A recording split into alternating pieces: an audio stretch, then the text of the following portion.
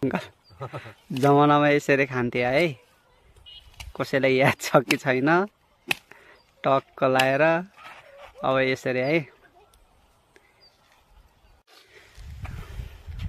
त्यहाँ मैन खामो सन खामो रहेछ के त्यहाँ कस्तो हुन्छ है। जमानामा यसरी खान्थे है टक्क अङ्कल रामसँग।